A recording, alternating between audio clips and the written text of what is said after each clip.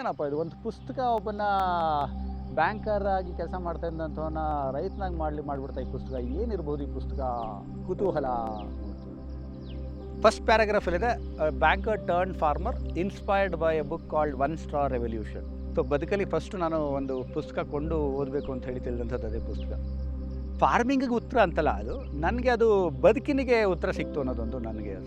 So ಆ ಪ್ರಶ್ನೆ ಇಟ್ಕೊಂಡು ಆ ಉತ್ತರದ ಭಾಗವಾಗಿ ಒಂದು ಹುಲಿನ ಕ್ರಾಂತಿಯ ನನ್ನ ಇನ್ಸ್ಪಿರೇಷನ್ ಆದಂಥ ಬದುಕಲ್ಲಿ ಫಸ್ಟ್ ಟೈಮು ನಾನು ಈ ತೋಟಕ್ಕೆ ಇವತ್ತೇನು ನಮ್ಮ ಕಣ್ಮುಂದೆ ನಿಮ್ಮ ಮುಂದೆ ನಿಂತಿದ್ದೀನಲ್ಲ, ಈ ತೋಟಕ್ಕೆ ನನ್ನ 33ನೇ ವಯಸ್ಸಲ್ಲಿ 15-16 ವರ್ಷದ ಹಿಂದೆ ಮೊದಲನೇ ಸರಿ ನಾನು ಕೂಡ ಏನೂ ತಿಳುವಳಿಕೆ ಇಲ್ಲದೆ ಬಂದಂಥ ಅನಕ್ಷರಸ್ಥನಾಗಿ ಇಲ್ಲಿ ಬಂದಂಥ ನಾನು ಈ ಕೃಷಿಗೆ ಸಂಬಂಧಪಟ್ಟಂಗೆ.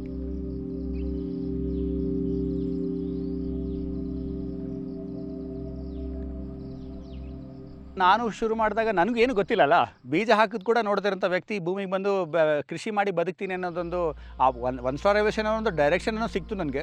ಬಟ್ ಏನು ಮಾಡಬೇಕು ಅಂತ it is not A prescription. So ಮೊದಲನೇ ವರ್ಷ ನಾನು ಕೂಡ ಫಸ್ಟ್ ವರ್ಷ 16-17 ವರ್ಷದಲ್ಲಿ ಶುರು ಮಾಡಿದಾಗ ಫಸ್ಟು ರಾಗಿಗೆ ಹಾಕಲಿಲ್ಲ, ಆದರೆ ಜೋಳಕ್ಕೆ ಮಾತ್ರ ನಮ್ಮ ರೈತರು ಕೆಲಸಕ್ಕೆ ಬರಲ್ಲ ಅಂತಂದರು. ನೀವು ಇಲ್ಲಿ ಫರ್ಟಿಲೈಸರ್ ಹಾಕ್ತೇ ಹೋದರೆ, ಲಾಗೋಡ್ ಹಾಕ್ತೇ ಹೋದರೆ ನಾವು ಬರೋದೇ ಇಲ್ಲ ಅಂತ ಹೇಳಿದ್ರು. ಸೊ ನನಗೆ ಅವರಿಗೆ ಕನ್ವಿನ್ಸ್ ಮಾಡೋಕ್ಕೆ ನನ್ನ ಹತ್ರ ಉತ್ತರನೂ ಇಲ್ಲ, ಏನು ಮಾಡಬೇಕು ಅಂತ ನನಗೆ ಗೊತ್ತೇ ಇಲ್ಲ. ಬೀಜ ಹಾಕೋದೆ ಅವರೇ ಹೇಳ್ತಾರೆ, ನೀನೇನು ಬೀಜ ಹಾಕೋದೇ ಗೊತ್ತಿಲ್ಲ ನನಗೆ, ನೀನೇನೇನು ಹೇಳಕ್ಕೆ ಬರ್ತೀಯಾ ಅಂತ. So I didn't know. I said okay, ಒಂದು ಕೆಲಸ ಮಾಡೋಣ, ನನ್ನ ಥರ ರಾಗಿ ಮಾಡೋಣ, ನಿಮ್ಮ ಥರ ಜೋಳ ಮಾಡೋಣ. Was ಕಾಂಪ್ರಮೈಸಲ್ solution. ಬಿಕಾಸ್ ಜನ ಬೇಕು ನನಗೆ, ನನಗೆ ಗೊತ್ತೇ ಇಲ್ಲ ಏನು ಮಾಡಬೇಕು ಅಂತೇಳಿ. ಸೊ ಆ ವರ್ಷ ಜೋಳ ಹಾಕಿ. So I was to ideal that thing that nothing, ಏನೂ ಹಾಕಬಾರ್ದು, ಭೂಮಿ ಉಳಬಾರ್ದು, ಅದು ಏನೂ ಕೊಡಬಾರ್ದು, ತನಗೆಲ್ಲ ಬರುತ್ತೆ is what my understanding in those days. ಇಳುವರಿ ಫೈನಲ್ ಹಾರ್ವೆಸ್ಟ್ ಬರೋ ಅಷ್ಟೊತ್ತಿಗೆ ಜೋಳ ಕೆಮಿಕಲ್ ಹಾಕಿದ್ದು ನನ್ನ ಹತ್ರಕ್ಕೆ ಬಂತು. ಜೋಳ ಚೆನ್ನಾಗಿ ಕಟ್ಟಿದ್ದು, ನಾ ಹಾಕಿದ್ದು 4 ಸಾಲ ಜೋಳ ಇಷ್ಟೇ ಇತ್ತು, ಎಲ್ಲ ಒಂದೊಂದು ಬೆರಳುದ ಕಾಳುಗಳು ಅದ್ರಲ್ಲಿ ಬರಲಿಲ್ಲ. ರಾಗಿನೂ ಅಷ್ಟೇ ಕಳಪೆ ಆಗಿ ಬಂತು. ಸೊ ಜನ ಹೇಳೋದು, ನೋಡಿ ನಿಮಗೆ ಸಾಕ್ಷಿ ಇಲ್ಲೇ ಇದೆ ಅಂತ ಹೇಳಿದ್ರು. So they are trying to prove me wrong that this is what happens if you don't put chemicals. Without chemical fertilizers nothing will come ಅಂತ. ಭೂಮಿಯಲ್ಲಿ ತನ್ನ ಫಲವತ್ತತೆಯನ್ನು ರಿಜನರೇಷನ್ ಕೆಪಾಸಿಟಿ ಕಳ್ಕೊಂಡಿರುವಂಥ ಒಂದು ಭೂಮಿಗೆ ನಮ್ಮದೇ ಆದಂಥ ಎಡವಟ್ಟುಗಳಿಂದ ಅದನ್ನು ರೀಜನರೇಟ್ ಮಾಡಬೇಕಾದ್ರೆ ಸ್ವಲ್ಪ ನನ್ನ ಕಡೆಯಿಂದ ಒಂದು ಸ್ವಲ್ಪ ಶ್ರಮ ಬೇಕು ಅನ್ನೋದು ಒಂದು ಅರಿವು ಬಂದಾಗ ಸೊ ಚಿಕ್ಕ ಬದಲಾವಣೆಗಳು ಮಾಡ್ತಾ ನಾವು ಶುರು ಮಾಡಿದಂಥದ್ದು. So basically the output is what matters for the entire society. So ಆ ದೃಷ್ಟಿಯಲ್ಲಿ it is still a loss. ನಾನು ಹೊರಗಡೆ ದುಡಿತಾ ಇದ್ದಿದ್ದು ಕೆಲಸದಲ್ಲಿ ಮಾಡಿದರೆ ಇದ್ರದ್ದು 40 ಪಟ್ಟು ನಾನು ದುಡಿಬೋದಿತ್ತು, ಇದ್ರ ಬಗ್ಗೆ ಕೇವಲ 4 ಪಟ್ಟು ಮಾತ್ರ ನಾನು ಅಲ್ಲಿ ಸಿಗುವಂಥ ಒಂದು. ಸೊ ಇದು ಬೇಸಿಸ್ ಆಗಿಬಿಟ್ರೆ then probably it is definitely not a venture to be part of. So ಏನು ಮಾಡ್ಬೋದು? ಎವ್ರಿಬಡಿ ಟೋಲ್ಡ್, ಏನೋ ಸಣ್ಣ ಪುಟ್ಟ ಹೆಸರು ಮಾಡಿದ್ದೆ ನೀನು, you will also lose that name. ಬರೀ ಜೋಳ ಬೆಳೆದ್ರೆ ಏನೋ ಸ್ಪೆಷಲ್ ಮಾಡಿದ್ರೆ ಮಾತ್ರ ಹೆಸರು ಬರುತ್ತೆ, was big question. So I don't know why, ನನಗೆ ಅದು ಐಡೆಂಟಿಟಿ ಕ್ರೈಸಿಸ್ ಅಂತ ಅನ್ನಿಸ್ತು. ಆದರೆ ಅದೃಷ್ಟಕ್ಕೆ ಏನು ಅಂತಂದರೆ, ನಾನು ಒಂದು 15 ವರ್ಷದಿಂದ, ಅಂದರೆ 2008ರಿಂದ ಮುಂಚೆ ಒಂದು 10 ವರ್ಷದಲ್ಲಿ ಪ್ರತಿ ವರ್ಷ ಕೃಷಿ ಮೇಳಕ್ಕೆ ಹೋಗುವಂಥ ರೂಢಿ ನಾನು. ಯಾಕೆ ಅಂತ ನನಗೆ ಗೊತ್ತಿಲ್ಲ, ನಾನು ಕೃಷಿ ಮಾಡಬೇಕು ಅಂತ ಯಾವತ್ತೂ ಕೃಷಿ ಮೇಳಕ್ಕೆ ಹೋದವನೇ ಇಲ್ಲ, ಆದರೆ ಸುಮ್ಮನೆ ಹೋಗ್ತಿದ್ದೆ. ತಮಿಳ್ನಾಡಲ್ಲಿ ಒಬ್ಬರು ರೈತರು ಅಲ್ಲಿಗೆ ಬಂದು ಒಂದು ಪಾಂಪ್ಲೆಟ್ ಅನಿಸ್ತಾಯಿದ್ರು, ಭಾರತದಲ್ಲೂ ಕೂಡ ಖರ್ಜೂರ ಬೆಳೆಯುವುದು ಅಂತ ಹೇಳಿ. ಸೊ ಆ ಪಾಂಪ್ಲೆಟ್ ಓದ್ಬಿಟ್ಟು ನಾನು, ಇವ್ರು ಯಾರೋ ಕಿವಿ ಮೇಲೆ ಹೂವು ಇಡ್ತಾ ಇದ್ದಾರೆ, ನಮ್ಮ ದೇಶದಲ್ಲಿ ಮರಳುಗಾಡಲ್ಲಿ ಬರುವಂಥ ಖರ್ಜೂರ ಇಲ್ಲಿ ಎಲ್ಲಿ ಬರೋಕ್ಕೆ ಸಾಧ್ಯ, ಸುಮ್ಮನೆ ಗೂಬೆ ಕೂಡಿಸ್ತಾ ಇದ್ದಾರೆ ಅಂತ ಹೇಳಿ ನಾನು ನಕ್ಕು ಆ ಪಾಂಪ್ಲೆಟ್ನ ಬಿಸಾಡಿ ಮುಂದೆ ಹೋದೆ. ನಾನು ಈ ಪ್ರಶ್ನೆ ಅದೇ 15 ವರ್ಷ ಆದ ನಂತರ ಈ ಪ್ರಶ್ನೆ ಬಂತು ನನ್ನ ಕಣ್ಮುಂದೆ. ಏನಾದರೂ ವಿಶೇಷವಾಗಿ ಮಾಡಿ ಗುರುತಿಸ್ಕೊಳ್ಳೋದು ಕೂಡ ಮುಖ್ಯ ಈ ಬದುಕಲ್ಲಿ ಅಂತ ಅನ್ನಿಸ್ದಾಗ ಏನು ಮಾಡುವಂತ ಗೊತ್ತಾಗಲಿಲ್ಲ. ಆ ಕ್ಷಣಕ್ಕೆ ಖರ್ಜೂರ ಅನ್ನೋದು ಯಾರೋ ಹೇಳಿದ್ರಲ್ಲ ಅನ್ನೋದೊಂದು, ಈ 2 ಡಾಟ್ಸ್ ಕನೆಕ್ಟ್ ಆಯಿತು. 15 ವರ್ಷದ ಯಾರೋ ಖರ್ಜೂರ ಬೆಳಿಬೋದು ಅಂತ ಹೇಳಿದ್ರು, ನಾನು ಗಮನ ಕೊಡಲಿಲ್ಲ. ಈಗ ವಿಶೇಷವಾಗಿ ಏನೋ ಮಾಡಬೇಕು ಅಂತ ಹೇಳೋ ಸಂದರ್ಭದಲ್ಲಿ ಏನು ಅನ್ನೋದು ಪ್ರಶ್ನೆಗೆ ಖರ್ಜೂರ ಇರ್ಬೋದಾ ಅನ್ನೋದೊಂದು ಡಾಟ್ ಕನೆಕ್ಟ್ ಆದಾಗ ಆ ರೈತರನ್ನ ಹುಡುಕ್ಲಿಕ್ಕೆ ಶುರು ಮಾಡಿದೆ. ಒಂದು 6 ತಿಂಗಳು ಸಮಯ ತಗೊಳ್ತು. My challenge was not how to grow, my challenge was to convince people this is date. So ಯಾರಿಗೂ ಕೂಡ ಇದು ಖರ್ಜೂರ ಗಿಡ ಅಂತ ನಂಬಿಸ್ಲಿಕ್ಕೆ ಸಾಧ್ಯನೇ ಇರಲಿಲ್ಲ.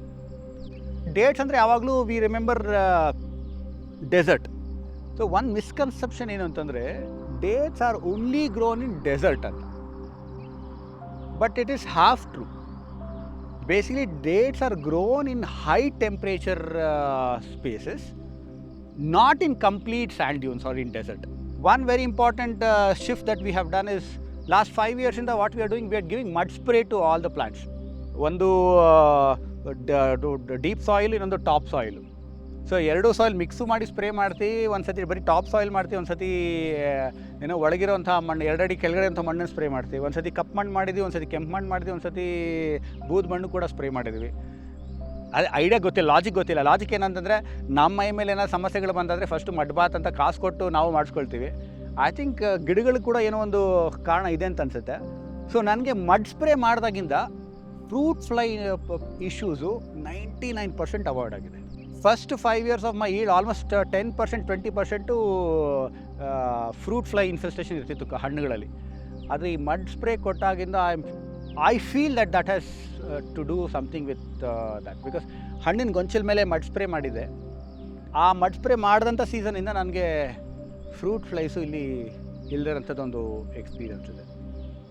ಸೊ ಬಂದಂಗೆ ಬೇರೆ ಬೇರೆ ಪ್ರಯತ್ನಗಳನ್ನ ನಾವು ಮಾಡ್ತಾ ಬಂದಿದ್ದೀವಿ. ಈಗ ಕಂಟಿನ್ಯೂಸಾಗಿ ಗೋಕೃಪಾಮೃತವನ್ನು ನಾವು ರೆಡಿ ಮಾಡಿ ಕೊಡ್ತೀವಿ, ಮತ್ತು ಇಲ್ಲಿ ಬಿಲ್ಲುಪತ್ರೆ ಕಾಯಲ್ಲಿ ಕಷಾಯ ಮಾಡಿ ನಾವು ಕೊಡ್ತೀವಿ. ಬೇರೆ ಬೇರೆ ಕಷಾಯಗಳು ಮಾಡಿ ನಾವು ಮಣ್ಣಿಗೂ ಕೊಡ್ತೀವಿ ಮತ್ತು ಗಿಡಗಳಿಗೂ ಸ್ಪ್ರೇ ಮಾಡ್ತೀವಿ. I don't know whether it is the optimum yield ಬರ್ತಾ ಇದೆಯಾ ಬರ್ತಿಲ್ವಾ, ಅದು I don't know. But yield ಅಂತೂ ಬರ್ತಾ ಇದೆ, which is able to sustain ನನ್ನ ಎಫರ್ಟ್ಸ್ನ ಏನು ಸಸ್ಟೈನ್ ಮಾಡಬೇಕು ಅದು it is able to sustain. ಆಗಲಿ ಹೇಳ್ದಂಗೆ ಖರ್ಜೂರ ಕನ್ವಿನ್ಸ್ ಆಗಲಿಕ್ಕೆ ಫಸ್ಟ್ 4 years ಬೇಕು, ಅಂಟಿಲ್ ಇಟ್ ಹೊಂಬಾಳೆ ಬಂದು ಹೂವಾಗಿ ಕಾಯಿ ಕಚ್ಚೋ ತನಕ. So that is one story. But this 4 years also was very important. So but I still continued. ರಾಗಿ ಜೋಳ ಏನು ಬೆಳೀತದೋ ವಿ ಸ್ಟಿಲ್ ಕಂಟಿನ್ಯೂಡ್, ಯಾಕಂದರೆ ಒಟ್ಟಿಗೆ ಅನ್ನ ಬೆಳಿಲಿಕ್ಕೂ was also one important reason. So ಭತ್ತ, ರಾಗಿ, ಜೋಳ ಮತ್ತು ಸ್ವಲ್ಪ ಸಿರಿಧಾನ್ಯಗಳನ್ನು ಕೂಡ ನಾವು ಇಲ್ಲಿ ಬೆಳೆಯುವಂಥದ್ದು ಪ್ರಯತ್ನ ಪಟ್ವಿ. ಹಾಗೆ ಕೆಲವು ಹಣ್ಣಿನ ಗಿಡಗಳನ್ನು ಕೂಡ ನಾವು ಬೆಳೆದ್ವಿ. ಮಾವು, ಸೀಬೆ, ಸಪೋಟ, ದ್ರಾಕ್ಷಿ, ನೇರಳೆ ಇಂಥದ್ದನ್ನು ಕೂಡ ನಾವು ಮಾಡ್ತಾ ಬಂದಿದ್ದೇವೆ.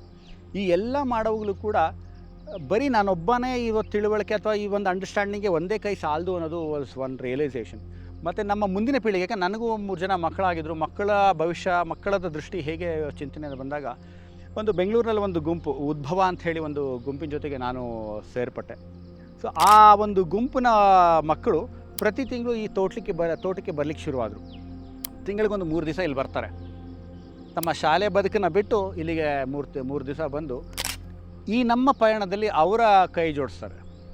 ದ ಆಲ್ಟರ್ನೇಟಿವ್ ಸ್ಪೇಸಸ್ ಬಗ್ಗೆ ಅವ್ರಿಗೂ ಗಮನ ಬೇಕಾಗಿದೆ. ಯಾಕಂದರೆ ಇವತ್ತು ಸಿಟಿನಲ್ಲಿ ಆ space is so limited to ಎಕ್ಸ್ಪ್ಲೋರೇಷನ್ಗೆ. ಸೊ ಇಲ್ಲಿಗೆ ಬಂದಾಗ ಸಹಜವಾದ ಬದುಕಿನ ಎಕ್ಸ್ಪ್ಲೋರೇಷನ್ಗೆ ಒಂದು ಅವಕಾಶ ಮಾಡಿಕೊಡುತ್ತೆ ಅಂತ. ಒಳ್ಳೆಯದೋ ಕೆಟ್ಟದೋ ಗೊತ್ತಿಲ್ಲ ನನಗೆ, because it is special dates. So my journey is ಜನ ಗುರ್ಸೋದು ಅಥವಾ limitation also they see only in that lens only. ತುಂಬ ಖುಷಿ ಇದೆ ಕೂಡ ಖರ್ಜೂರ ಬೆಳೆದು ಗ್ರಾಹಕರಿಗೆ ಒಳ್ಳೆಯ ಸಾವಯವ ಖರ್ಜೂರ ಪ್ರಪ್ರದವಾಗಿ ದಕ್ಷಿಣ ಭಾರತದ ಮೊದಲೇ ಸಾವಯವ ಖರ್ಜೂರ ತೋಟ ನಂದು. And that is not the only thing that we do in our farm. So ನನ್ನ ತೋಟದ ಹೆಸರೇ ಮರಳಿ ಮಣ್ಣಿಗೆ ಅಂತ ಹೇಳಿ. I think in the last 15 years of ನಮ್ಮ ಈ ಕೃಷಿ ಬದುಕಿನ ಪಯಣದಲ್ಲಿ I think there are a lot of partners that we should look into, partnerships that we should look into. Ivattu lot of people are wanting good food and good health. It is one of the priorities of our lives today. But where do we source our good food? So I will also not use the word the consumer should support by reaching to the producer, farmers alla. Can I not connect to 3 farmers who grows minimum things of rice, tor or basic things that I grow? So I and you have to start researching by first understanding that we have lost something. So what have we lost? We have lost our own independent thought process of life, which was sustainability. ಹಾಗಾಗಿ ಎಲ್ಲವೂ ಕೂಡ ಭೋಗದ ವಸ್ತುವಾಗಿ ನೋಡ್ತಾ ಇದ್ದೀವಿ. It is all to be used and consumed. That is all we are intended, and that is all been taught us also. So ಆ ದೃಷ್ಟಿಯಲ್ಲಿ I think ಗ್ರಾಹಕರು, our education systems, including individuals also should attempt in relooking at things. I think there ನಾನು ಹೇಳ್ತಾ ಇರೋದು ತುಂಬ ದೊಡ್ಡ ಪದಗಳೇನಿಲ್ಲ. ಇದು it's very simple. Taking first steps is definitely you don't have to depend on anybody. It is my own step. I think it can start from now. I think the moment you take the first step, the steps will follow. There's no one formula for sustainability.